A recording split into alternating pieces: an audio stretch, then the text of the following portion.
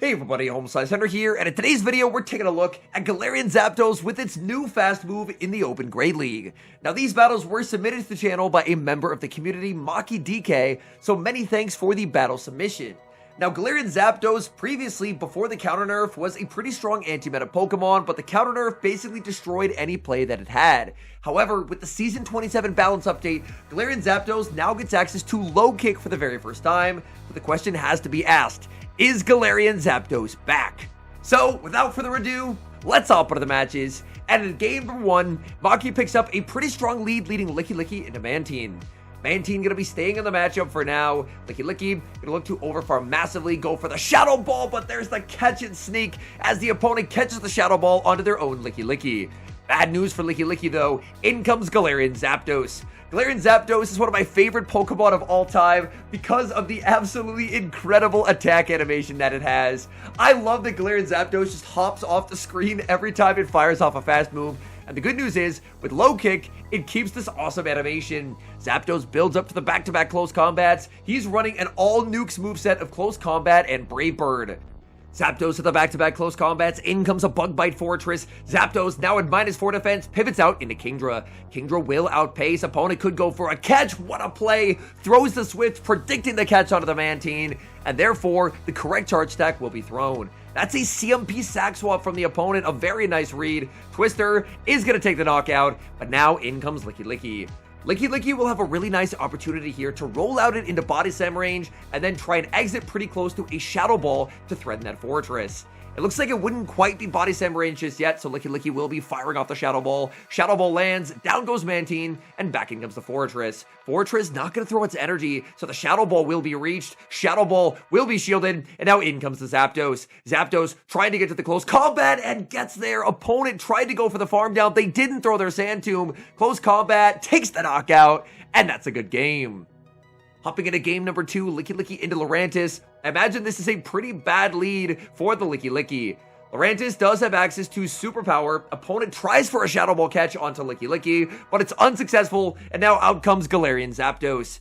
Zapdos no shields, Licky just gonna go for the Body Slam. Zapdos is a very frail Pokemon, 2 Body Slams would take the knockout, but the opponent tries to go for good timing, and that lets Zapdos make the close combat and take the knockout. In comes Lurantis. Lurantis could look for the full leafage down here. Zapdos makes the close combat, that pressures away a shield, and they will get a massive amount of farm. That's a pretty big issue, but the good news is they don't undertap, and that means that Licky gets the Shadow Ball. The final shield has been threatened, and I think at this point, you probably end up putting up the shield to respect the first superpower. Because once superpower number 2 lands, that's going to be doing a lot less damage due to the attack drop. Superpower number 2 connects, Licky able to hang on. In the back is Unova Stunfisk, and Shadow Kingdra is going to be incredibly strong here. Kingdra shields up, Stunfisk does bait with the discharge there, not going for the Mud Bomb. Now Kingdra gets to make it to the Surf. This is a Shadow Surf. This is going to do so much damage. While Stunfisk does survive, it might honestly get farmed out by Dragon Breath. That is how oppressive Shadow Kingdra is. This charge is going to land. Kingdra commits to the farm down, gets the farm down, and exits with energy. Back in comes Lurantis. Lurantis immediately under pressure from the Swift. There's energy loaded on the Licky as well. Kingdra just going to stay in to force energy out of Lurantis, as Lurantis does not have the back-to-back Leap Blades. In comes Licky. Licky could have thrown right away. Going to go for the Zero Bubble. Bad manners. You love to see it, as the opponent is going to immediately resign the match. We move to game number 3. Looks like we're now in the daytime, and it's going to be Licky leading into a double buffed Pokemon in Ledian. Ledian this season got access to Rollout and Acrobatics to pair with the charge stack that it already had, Dynamic Punch. With Dynamic Punch, Ledian should be able to fight back quite nicely here. Dynamic Punch absolutely shreds the Licky, and there's a Shadow Ball catch onto Furret. Oh no! We have already seen 2 Shadow Balls caught onto normal types. That is an absolute catastrophe. In comes Galarian Zapdos. Zapdos flexing as Furret fires off the Swift. Can Zapdos get a full farm down here? It looks like Zapdos cannot get a CMP tie close combat to the Swift. Close combat will be massive overkill here. Furret no shields, and they're getting removed from the field of play. Opponent's going to bring in a Clodsire, but Clodsire will get shredded by Brave Bird. Zapdos hits incredibly hard. Brave Bird is able to connect. Zapdos gets farmed down, but that is so much health lost for the opponent. Now in comes the Kingdra. Kingdra always going to be putting up a shield here, even if the Clodsire baits. You can never let an Earthquake land. Clodsire reveals they're on Stone Edge and Earthquake. Kingdra just going to fire off the Swift. The opponent has energy on the Clodsire, and unless they want it gone, they're going to have to give the shield back. Kingdra able to make Swift number 2. That felt like a charge tech priority tie. Swift is shielded. Clodsire is locked into the charge tech priority. And at this point, Kingdra's just going to let itself go. Earthquake lands. There's the simultaneous switch. Ledian into the Licky Licky. Even with Licky Licky losing an entire Shadow Ball earlier due to that sick catch from the opponent, Licky Licky should be okay. Ledian fires off Dynamic Punch. Licky Licky will put up a shield. Licky Licky able to get to the Body Slam, and that's going to secure the win. The opponent is so low on the Clodsire at this point that Clodsire, it's really not doing much. They realize they're always going to get outpaced, so they will resign the match.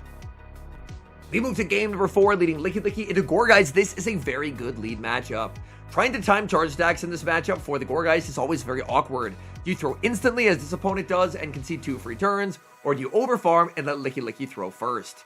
Opponent's going to be safe switching into Charge-a-Bug. Honestly, very glad to see the Charge-a-Bug here, because Licky Licky is going to be able to output some very serious damage. Licky Licky lands the Shadow Ball, banks the Shadow Ball for later, and now sends in the Shadow Kingdra. Kingdra fires out the Swift. They have so much energy on the Charge-a-Bug, they're forced to put up the shield. Otherwise, they would just lose all their energy. No shield comes out. Charge-a-Bug goes for a discharge. That is a definite misplay, as X-Scissor would do more. Kingdra gonna be no shielding as they throw back-to-back discharges, and now in comes Licky Licky. Licky Licky tries for the farm down, gets the full farm down, and the opponent reveals their final Pokemon in the back is Blastoise. The team does make sense. They're running Gourgeist and 2 Anti-Flyers. But with this energy head start on Licky Licky, Licky Licky is going to be a very big problem. Licky Licky already fires off back-to-back Shadow Balls. Licky Licky able to make the Body Slam as well. And now they're going to have to decide, give up the final shield or all the Blastoise energy. They decide to save the Blastoise energy. Zapdos going to be shielded the first, presumably going to be no shielding the second. Oh, maybe not. They're actually on Ice Beam on the Blastoise. So very good decision to shield the first there. They go Ice Beam into Hydro Cannon, and there's a pivot into Gourgeist. Gourgeist trying to make a Shadow Ball, but they're just simply never going to get there. Zapdos makes the Brave Bird, picking up the one-hit KO. Down goes Blastoise, and that's a good game.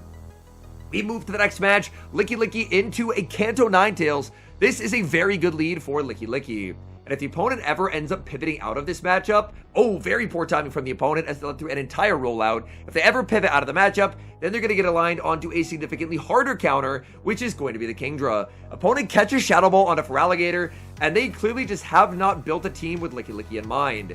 It's very important when you're team building to make sure that you're not weak to common meta threats. Building a team that is this weak to Licky Licky is not going to be a long-term strategy for success because Licky Licky is just so neutral and so strong.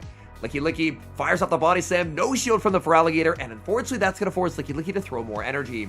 Body Slam finally KOs Feraligatr. In comes the Ninetales. Licky Licky commits to the Shadow Ball, and K9 will deny the energy as they fire off the Weather Ball. But bad news for the K9. There's another bad matchup. In comes Kingdra. There's the Celio, and Celio is going to be answered with the Galarian Zapdos. Zapdos no shields as Celio fires off the Body Slam. Body Slam puts the Zapdos low, but Zapdos is able to hang on and make the close combat. This will guarantee shield advantage and limit the farm because the already glassy Zapdos just gets absolutely shredded. Now back in comes the Kingdra. Kingdra honestly has a pretty good reason to no shield at least one Body Slam because the Body Slam is going to be doing less damage than an Energy Ball from that Kanto Ninetales. Kingdra gonna overfarm, fire off the Swift. Swift is gonna take the knockout. Back in comes the Ninetales, but the Shadow Kingdra is always outside of Energy Ball range, so this game is going to be a win. The No Shield comes out, Energy Ball from the Ninetales. The Kingdra is so low, but with double resisted Embers, you have absolutely zero fast move pressure. The Swift is shielded, there's Swift number 2, and that should be the dagger, as this is a Shadow Swift. It lands, KOing the Ninetales and securing the win. We move to the next game, Licky Licky into Galarian Zapdos. They have one too. That's very cool. Immediate save switch into the Kingdra. Opponent's going to pivot out and send in Gigaton.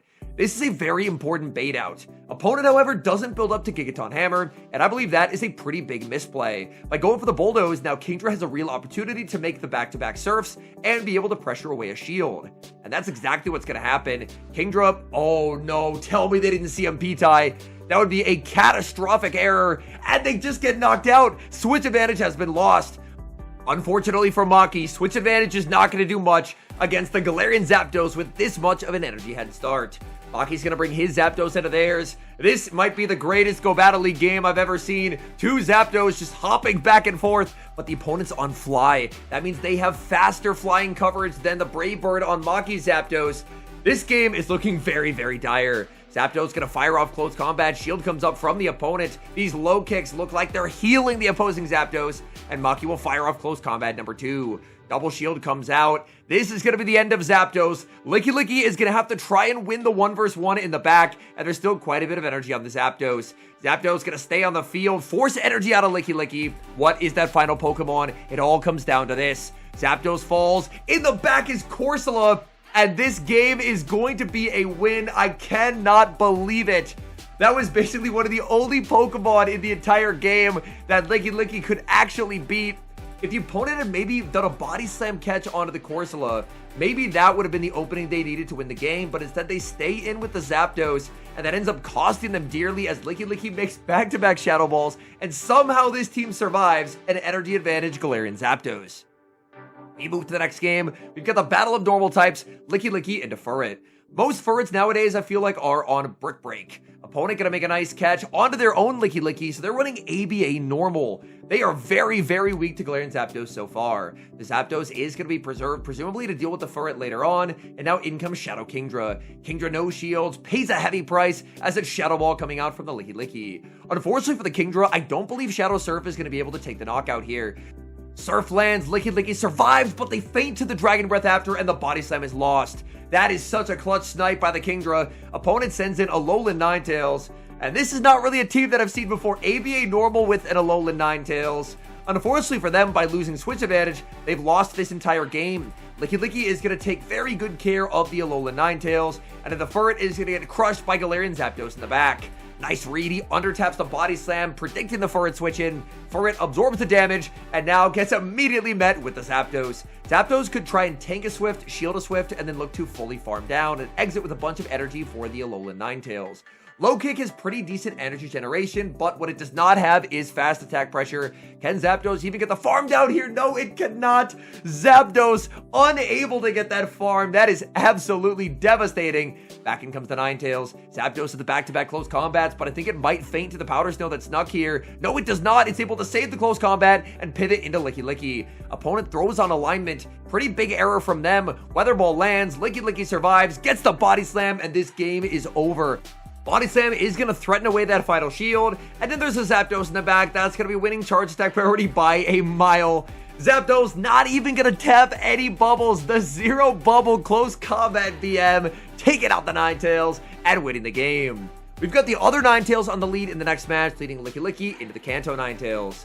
Kanto Ninetales going to farm up, try for a catch onto a Celio, and Licky very comfortable staying in this matchup. Licky will look to try and just win switch advantage and then put Kingdra onto the Kanto Ninetales, as Kingdra has a very dominant matchup there. Shadow Ball number 1 landed, Shadow Ball number 2 lands shortly thereafter. But honestly, it's a little bit difficult to try and roll out down Celio. Celio is just so monstrously bulky. Licky's gonna go for it, can't quite get there. Celio able to make a last-second charge attack. However, it is just a Body Slam, and Licky is able to win switch. In the back, opponent has their own Kingdra. Licky launches Shadow Ball. Shadow Kingdra puts up the shield. And I imagine you just put the Galarian Zapdos on the Kingdra and then trust in the fact that Shadow Kingdra is going to be able to win the end game. And that's exactly what happens. In comes the Zapdos. Zapdos racing for the close combat, unable to get there. Zapdos calling the Swift. Kingdra goes for the Swift, and that's going to cost them. Zapdos is very frail, but it can survive the Swift. Makes the close combat, pressures away the final shield, and this game is done. Kingdra will put up the shield as the opponent fires off the Swift. They should be at the back-to-back here. Honestly, it could probably end up no-shielding the Swift. I don't know what does more, Swift versus Energy Ball. I would assume Energy Ball does slightly more. In comes the Ninetales. Ninetales will get to land the Energy Ball, but Kingdra is going to be able to hang on and make the Surf. And there's just no way Kanto Ninetales is ever surviving. Ninetales is bulky, but that is a Shadow Surf, taking the knockout. Kingdra farms down. How much health is on the Zapdos? It turns out Zapdos has enough, barely hangs on, gets the farm down, and takes the win. Great lead in the final match, Licky into Galarian Corsola. Opponent safe switches into Gastrodon, and that's going to be immediately answered with the Galarian Zapdos. Gastrodon did get buffed this season with Earth Power going from 55 energy over to 50, but they're still on Water Pulse. Water Pulse will do a sizable amount of damage onto the Zapdos. Zapdos farming up to the back-to-back close combats. Close combat lands, taking the KO, in comes Corsola, but unfortunately the Brave Bird will not be reached. The opponent is still switch locked here, which is really good news for Licky. Licky actually CMP ties Shadow Ball to the Power Gem. The opponent's never going to be shielding the Shadow Ball here. At least I assumed they would not, because now they're going to have to try and 1v2 in the back with a Pokemon that's down a shield. And that's basically never going to happen. Oh no, they're running Talonflame. Trainer, you cannot run that weak to Licky. That's just never going to be a recipe for success. They go for the Flame Charge. Kingdra can just double up on Swifts, and there's just no path forward for the opponent in this game. Swift is going to be easily taking the knockout. Talonflame will no shield. Back in comes the Corsola, and I am amazed that the opponent has not quit out yet. I guess they're playing it out to the bitter end, but there is just no chance. There's just nothing they can do. They're just getting shredded by these Dragon Breaths. Kingdra fires off the Surf, and yeah, they're just going to let it go. They know there is no chance they're ever winning that game. And now, time for some final thoughts on Galarian Zapdos and its new fast move of Low Kick. Low Kick definitely makes it more playable than it was with nerfed counter, but unfortunately, I do feel that Low Kick kind of falls short of bringing Galarian Zapdos back to its former glory. Galarian Zapdos really appreciated Prime Counter because it was a Pokemon that you could kind of farm down in favorable matchups and then exit with these incredibly powerful nuke moves. Whereas with Low Kick, even against a Pokemon like Furret, he really struggled to get farm downs, and that forced Galarian Zapdos to fire off a lot of charge stacks at low HP targets. So it's definitely a step in the right direction for Galarian Zapdos, because with counter, it was basically unplayable in my eyes, just because you were never getting to a charge attack, even though you did have pretty decent fast move pressure. I think, unfortunately, it would probably want something more of a balanced fast move, maybe something like Peck. With Peck, it would definitely play very differently. It still wouldn't be able to farm down the normals, but it would have more balance where it would have a bit more of the fast move pressure that a Pokemon as glassy as Galarian Zapdos would probably appreciate. So I'm very happy they're taking steps to try and rectify the problem that was basically making Galarian Zapdos unplayable after the counter nerf. This is a good step in the right direction, but unfortunately I don't think it quite goes far enough. Now, I do have a very high rank Ultra League Galarian Zapdos. I believe it's like a rank 80 something. So I would love in the future if it did end up getting yet another new fast move to try and give it a bit more play, because while it is a definite improvement, I don't think it goes far enough to the point where I can recommend Galarian Zapdos have any kind of consistent play across any of the leagues. Anyways, thank you guys so much for watching. If you enjoyed watching today's video, then please do leave a like on the video. Make sure you're subscribed to the channel if you haven't. And an extra special thank you as always to our channel members here on YouTube. The support you guys provide to the channel is so appreciated. So thank you guys oh so very much. And until next time, I've been HomeSliceHenry.